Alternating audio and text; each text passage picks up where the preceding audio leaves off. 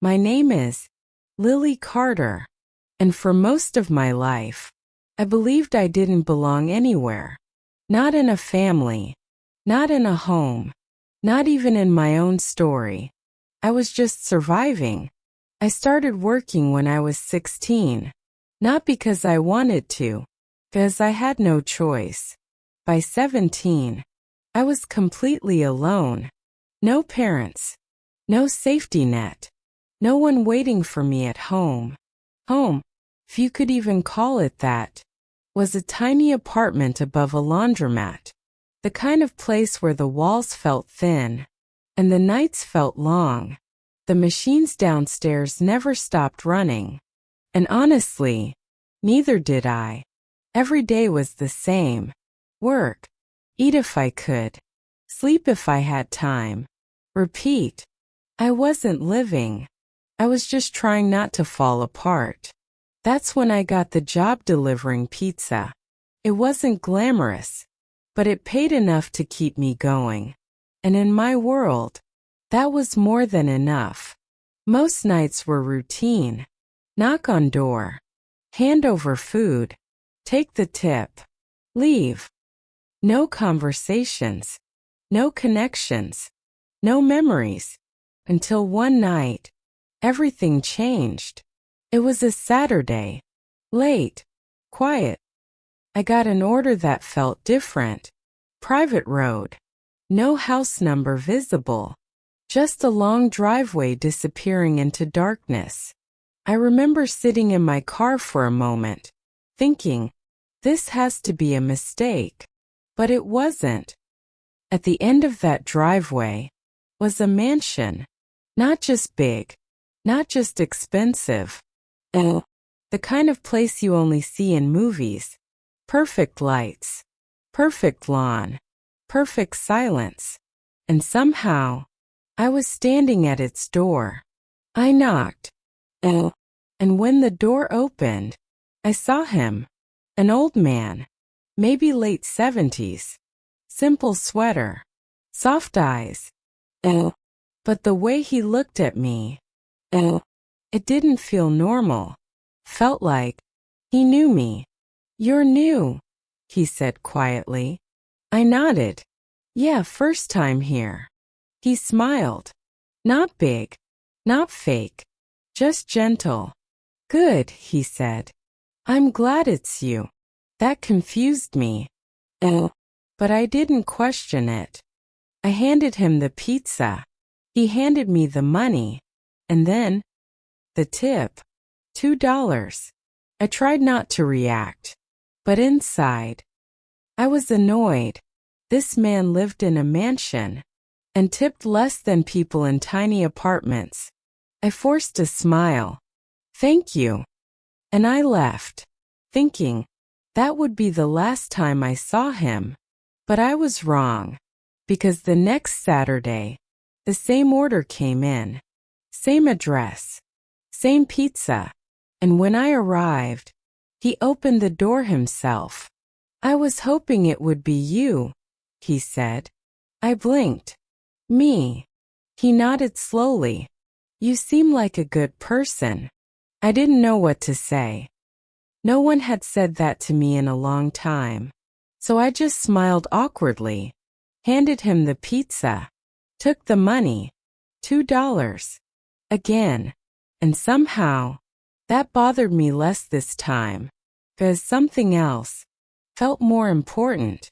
The way he spoke, the way he looked at me, the way he cared. Weeks passed, then months, and slowly, something changed. Every Saturday became our routine. Same pizza, same time, same door, but different feeling. How was your week? He would ask. Tiring, I'd reply. You should rest more, he'd say. I'll try. You didn't eat properly today. I froze once. How do you know that? He smiled softly. I can tell. And the strange part? He was always right. No one had ever noticed me like that before.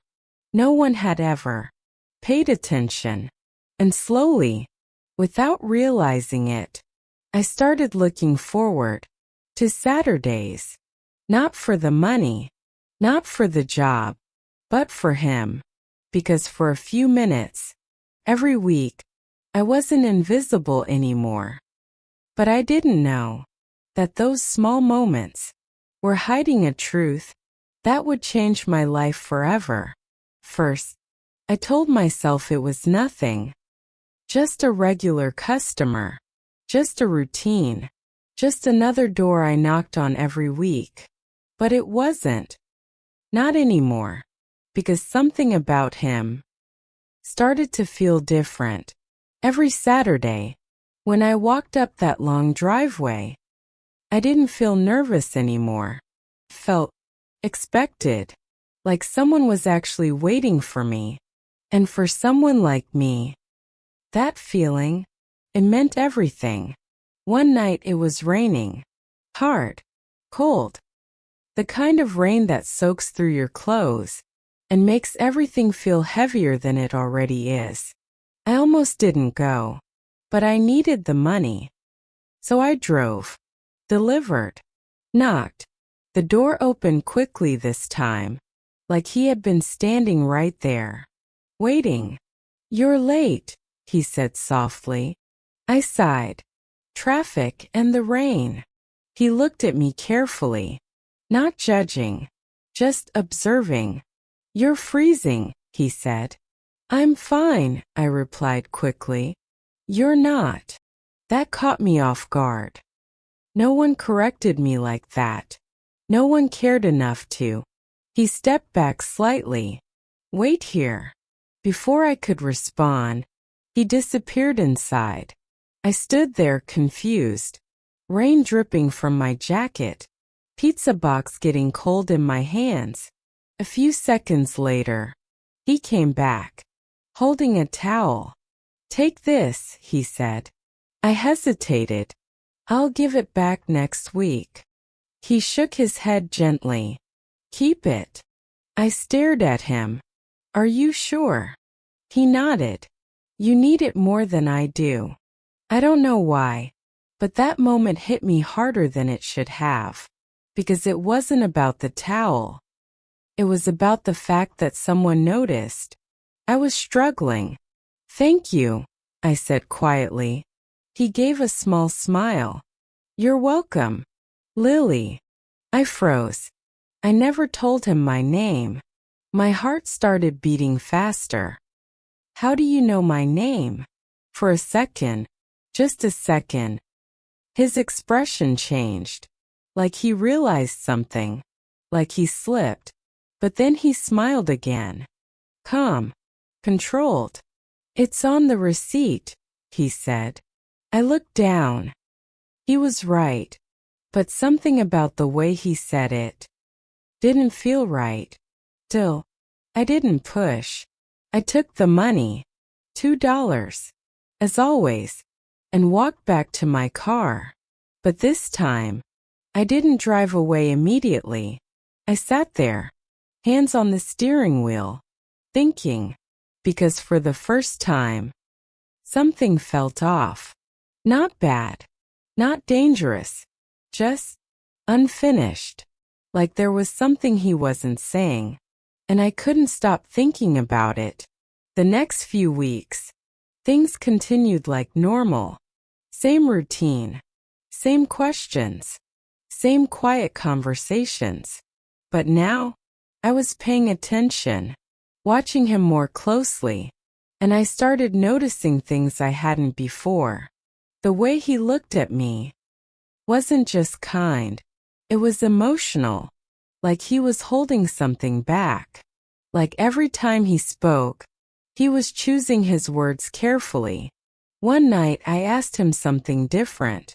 "Do you have family?" He paused. For longer than usual. Then he said quietly, "I did." That answer felt heavy. "What happened?" I asked gently. He looked away, toward the empty hallway behind him. "I made mistakes," he said. "What kind of mistakes?" The moment I said that, I regretted it. Felt too personal. Too far. But instead of getting upset, he smiled. Some mistakes, he said slowly, cost you everything. I didn't know how to respond to that, so I just nodded. And for the first time since I met him, we stood in silence. Not awkward, but sad, like two people who understood pain without saying it out loud. After that night, something changed between us. We didn't talk more, but we understood more. And somehow, that made everything deeper. Then came the night. I'll never forget. It started like any other Saturday. Same order, same drive, same door. But this time, when I knocked, didn't open right away. I waited, knocked again. Nothing. A strange feeling crept in. The house felt too quiet, too still. Just as I was about to leave, the door opened, but it wasn't him. It was a man I had never seen before. Tall, sharp suit, cold eyes. Yeah, he said flatly. Delivery, I replied. He looked at me like I was nothing. No smile, no recognition, no warmth. He grabbed the pizza. How much? I told him. He handed me the exact amount. No tip, no thank you, no conversation. And then, he slammed the door in my face. I stood there, frozen, confused. Something felt wrong, deeply wrong. Not just because of him, but because the old man wasn't there. And I could feel it. That something had changed.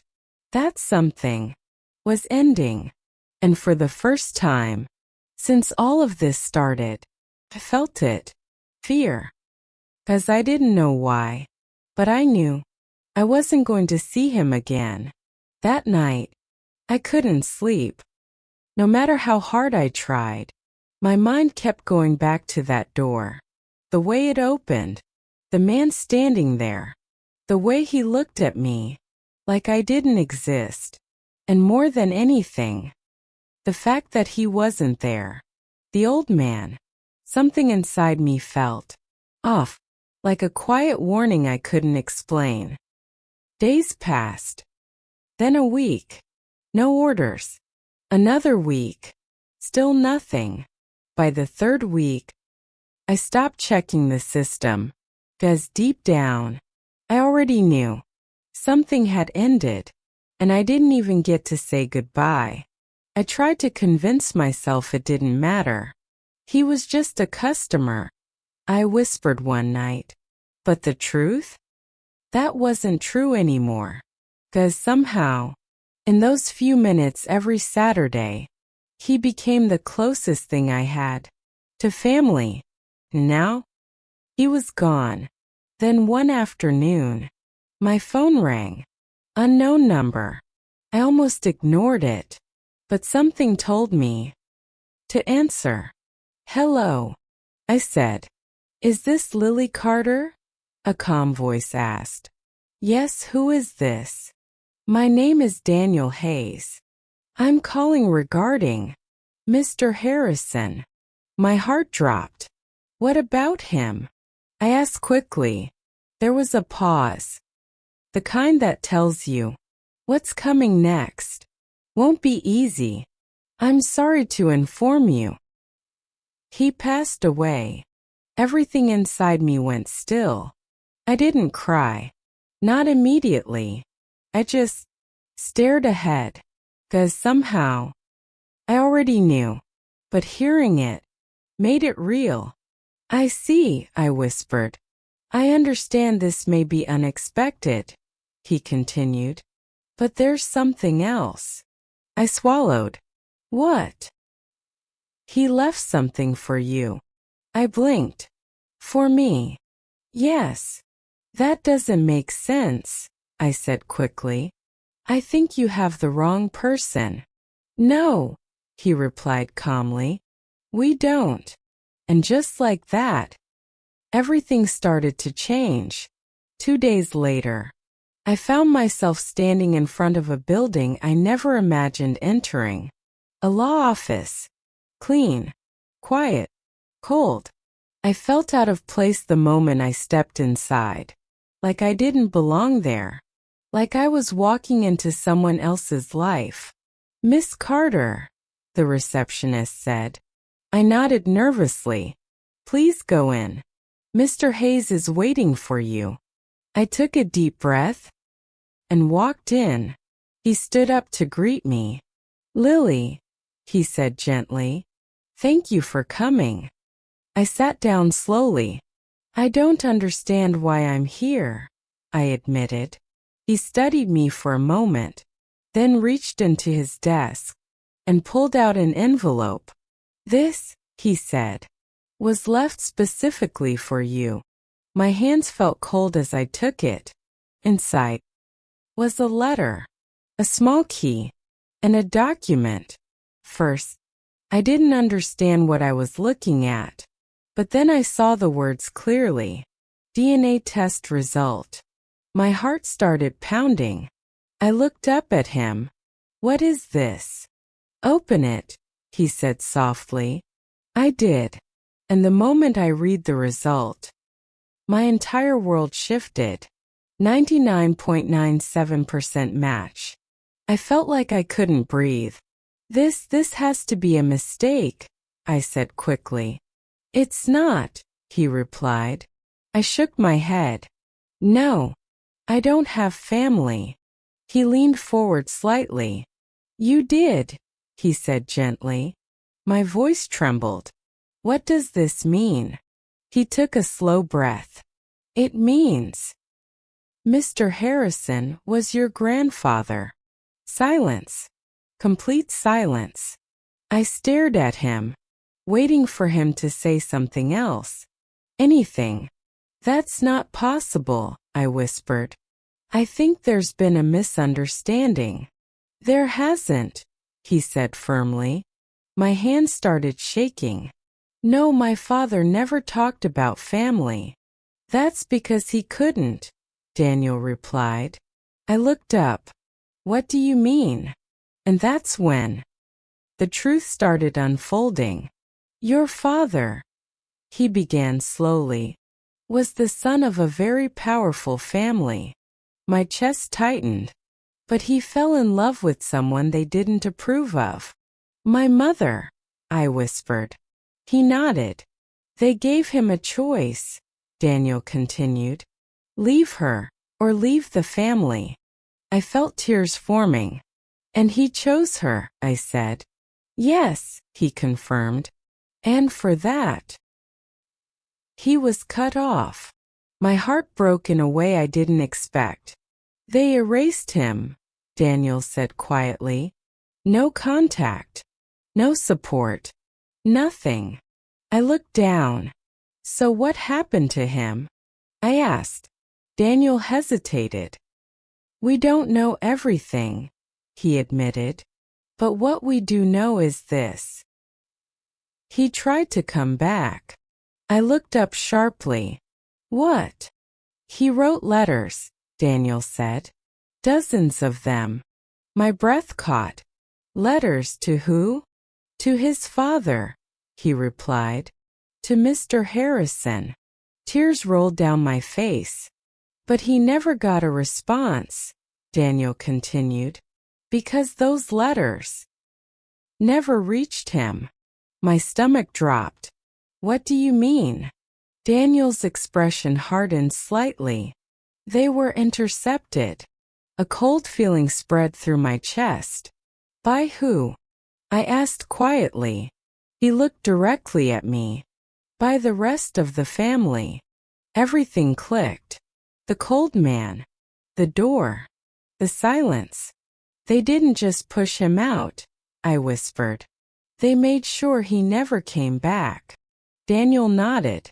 And your grandfather? Only found out the truth years later. I closed my eyes. He didn't abandon us, I whispered. No, Daniel said softly. He didn't. My voice broke. He tried to come back. Yes. And I never knew. No, he said gently. You didn't. Tears streamed down my face, because in that moment, everything I believed about my life was wrong. I wasn't abandoned. I was separated by lies, by betrayal, by people who chose power over family. And my grandfather? I asked weakly. He spent years trying to find you, Daniel said. My heart stopped. What? He never stopped looking. Then why didn't he tell me? I asked. Daniel looked at me carefully. Because he was afraid. Of what? That you would hate him, he replied. I broke. Completely. All those Saturdays, all those questions, all those moments, that wasn't just kindness. That was love. A grandfather, standing in front of his granddaughter, pretending to be a stranger, just to be close to her. And I never knew. I didn't remember leaving the office. I didn't remember walking to my car. All I remember was sitting there, staring at that small key in my hand. A key, something so small, but somehow it felt heavier than anything I had ever held, because it wasn't just a key. It was the last piece of him. Your grandfather left you something else, Daniel had said before I walked out. Something important.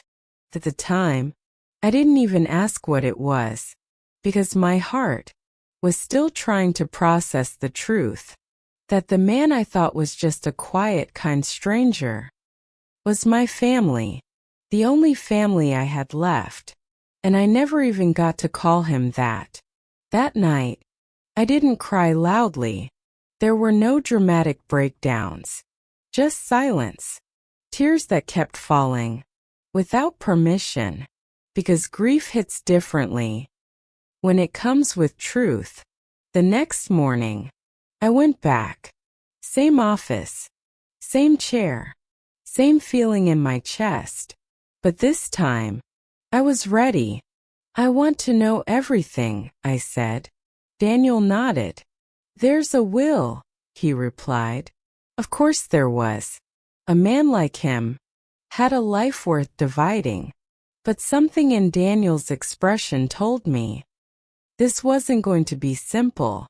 They've all been called, he added. They? I asked. The family. My stomach tightened. The same people who kept my father away. The same people who made sure my grandfather never knew the truth. They don't know about you yet, Daniel said carefully. I looked up. Good, I replied quietly, because for the first time in my life, I wasn't afraid. The room was bigger than I expected. Cold, expensive, silent, and full of people who looked like they owned the world. Men in tailored suits, women with perfect posture and sharper eyes. And then, I saw him, the man from the door, standing there like nothing had ever touched him, like he hadn't just been part of destroying an entire family. His eyes landed on me. Confusion, then irritation. Who is she? He asked. Daniel didn't answer right away. Instead, he closed the door, and everything changed. Thank you all for coming, Daniel began. We're here to read the final will of Mr. Harrison. No emotion, no sadness, just business. That told me everything I needed to know about them. They weren't here to mourn. They were here to collect. As you all know, Daniel continued, Mr. Harrison made some changes to his will shortly before his passing. That got their attention. I saw it immediately. The subtle shifts, the exchanged glances, fear, Good. Before we begin, Daniel said, there is someone you need to meet. My heart started pounding, but I didn't move. Not yet. Her name is Piper. Every eye turned toward me. Slowly, I stood up. You could hear the silence. Feel it. What is this? The man snapped. Daniel looked straight at him. This, he said calmly, is Mr. Harrison's granddaughter. Explosion. That's impossible, one woman shouted. There is no granddaughter, another voice added. The man stepped forward. This is a lie, he said coldly. I didn't flinch. Not this time. Daniel placed the document on the table. DNA results, he said simply. Silence. The kind that suffocates. 'Cause truth doesn't need to shout. Just exists. The man's face changed. For the first time, I saw something crack. You knew, I said quietly. He didn't respond. You knew about my father, I continued. Still nothing. You kept his letters from him. That's when he snapped. He made his choice, the man shouted. And you made yours, I replied calmly. Silence again. 'Cause deep down, they all knew. They weren't protecting the family. They were protecting control. Daniel cleared his throat. We will now proceed with the will. No one spoke. No one dared. 'Cause suddenly, everything they thought they had was slipping. To my family, Daniel read, I leave the lessons they refused to learn. Confusion spread across their faces. To my son, I leave my forgiveness. My chest tightened. And to my granddaughter, the room held its breath. I leave everything. Silence. Then chaos. That's insane. This is manipulation. She's nothing. I didn't move. 'Cause for once, I didn't need to fight. The truth was already winning. He cannot do this, the man yelled. He already did, Daniel replied calmly. And it's legally binding. The room erupted, but I stayed still, because something inside me had changed. I wasn't that girl anymore, the one who stood outside doors, waiting to be accepted. Now, I was the one holding the key. Days later, I stood in front of his house, the key still in my hand. This time, I didn't hesitate. I opened the door and stepped inside. The same warmth, the same silence. But now, it felt different, 'cause this time, I belonged there. I walked slowly through the house. Every corner held a memory I didn't know I had. Photos, books, moments frozen in time. And then, I found it. A small box. Inside were letters. Dozens of them. My father's handwriting. Unopened. Tears fell instantly. 'Cause this was the life we never got. I sat there for hours, reading, crying, understanding, and for the first time in my life, I didn't feel lost. I felt connected. Weeks later, I made a decision, not out of anger, not out of revenge, but out of truth. I didn't become like them. I didn't chase power. Instead, I built something better. I used what he left me to create opportunities, to help people, to give others what my father never got, a chance, because that's what family should do. Not destroy, but protect. Not silence, but listen. And not divide, but love. Sometimes, I still think about those Saturdays, the way he looked at me, the way he asked questions he already knew the answers to, and I smile. because now I understand. He wasn't just curious. He was proud. Proud of the girl who survived everything they tried to erase. Microphone outro. If this story taught you anything, it's this. Family isn't about power. It's not about control. And it's definitely not about who gets to decide your worth. Real family fights for you, even when they can't stand beside you. So if you've ever felt unwanted, forgotten, or pushed aside, just remember this. Sometimes the truth takes time, but when it finds you, changes everything. If this story touched your heart, make sure to comment below. Backhand index pointing right, truth always wins. And don't forget to like and subscribe, because stories like this need to be heard.